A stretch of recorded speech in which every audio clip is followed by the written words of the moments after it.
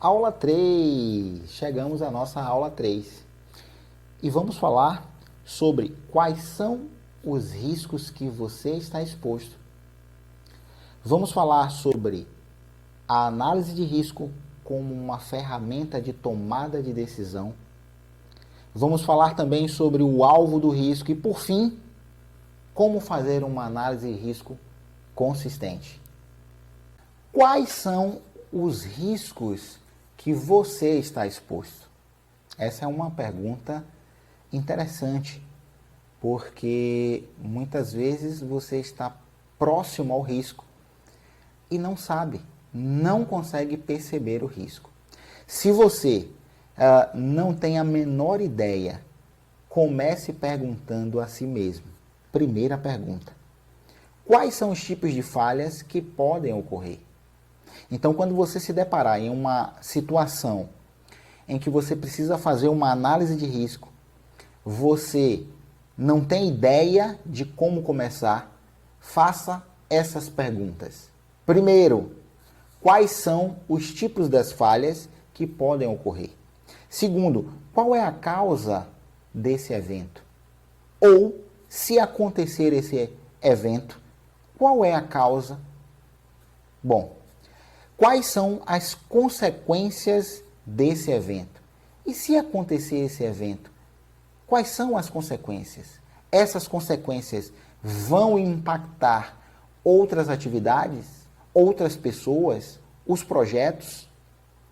Bom, qual é a probabilidade de repetição desse evento no futuro? É claro que você tem que entender um pouco sobre frequência e probabilidade. Então, qual é a probabilidade? É provável ou não é provável que ocorra esse evento no futuro? Quinto, existem fatores que reduzem a probabilidade desse evento? Sexto, existem fatores que eliminem, que mitiguem, a consequência desse evento? E sétimo, o nível de risco dessa ocorrência é tolerável ou é aceitável? Bom, essas são perguntas que vão nos ajudar a identificar, a perceber os riscos presentes em nosso ambiente de trabalho.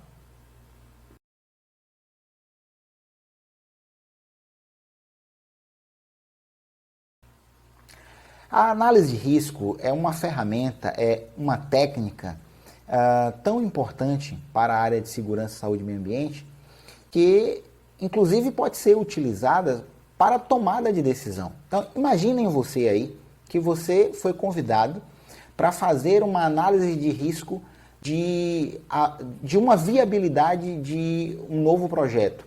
Então, você precisa saber se é viável ou não aquele projeto.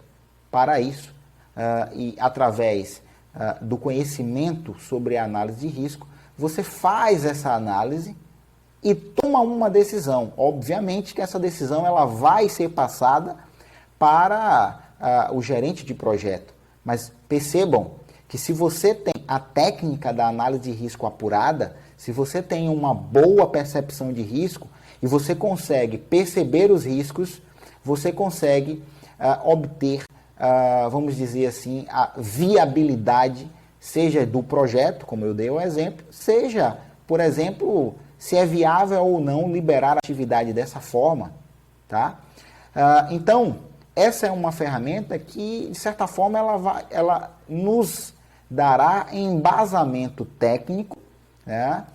Seja qualitativo ou seja quantitativo, quando a gente fala sobre o critério da severidade, da frequência, e nos dará um embasamento técnico para que a gente tome decisões mais assertivas.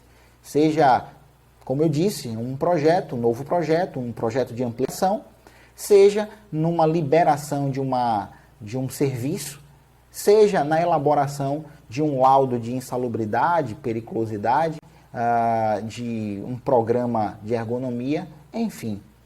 Então, percebam que, tendo uma boa percepção, nós conseguimos aí dar uma abrangência a toda essa técnica, todo esse conhecimento da análise de risco. E aí, é claro que você precisa, nessa análise global, analisando de forma sistêmica, você precisa entender quais são os impactos, ou seja, qual é o alvo desse risco. Bom, se eu estou fazendo uma análise, seja uma análise de liberação de serviço, você tem que entender qual é o alvo desse risco. Se algum evento acontecer, as consequências serão para as instalações, serão para as pessoas que estão ali próximas, será para o meio ambiente, não sei, ou até mesmo as comunidades vizinhas. Então, toda e qualquer decisão, ela é embasada tecnicamente e eu geralmente utilizo a análise de risco para que eu consiga ter um embasamento mais técnico e viável. E, a depender da decisão que você tome, se a análise não for feita de forma consistente, consecutivamente terá um alvo. E esse alvo pode ser as instalações, as pessoas, o meio ambiente ou a comunidade vizinha. Bom, e muitas vezes alguns colegas inclusive com muita experiência, me perguntam: Franklin, como é que nós fazemos, como é que eu faço uma análise consistente? Vejam, eu listei alguns pontos para que a gente possa, nos direcionar, né? Para que a gente possa seguir um raciocínio. Primeiro, determine a atividade. Você precisa saber qual é a atividade que será realizada. Muitas vezes, quando a gente organiza a equipe multidisciplinar, as pessoas que estão na equipe multidisciplinar estão ali presentes na reunião para a elaboração de uma análise, elas têm dúvidas. E por esse motivo, quando um dos membros tem dúvida, infelizmente a análise pode sair inconsistente. Esse é um primeiro ponto, conheça a atividade. Segundo, separe a atividade em tarefas. Lembram, eu falei no início da nossa aula o que é tarefa e o que é atividade. Então, se eu tenho um conjunto de tarefas, logo eu vou ter no final uma atividade. Então, quanto mais detalhar a atividade em tarefas, melhor, mais consistente será a análise. Essa é uma dica especial. Prestem bastante atenção. Eu tenho uma atividade. Quanto mais detalhar a atividade, mais você conseguirá enxergar os riscos da atividade. Então não adianta você pegar a atividade e ficar pensando quais seriam os riscos daquela atividade. Vai servir? Vai ser uma análise? Sim, não tenha dúvida, mas não vai ter consistência. Depois você vai, para cada tarefa, identificar os perigos e riscos. Veja, se você consegue separar o máximo possível, você consegue enxergar melhor os perigos e riscos. Logo, com os perigos e riscos identificados, você propõe ou desenvolve ou implementa as ações. Lembrem-se sempre, levem em consideração as ações que já existem e logo depois pensem em ações que vão ser implementadas. E para a próxima aula, nós vamos falar sobre aprendizado a partir de acidentes.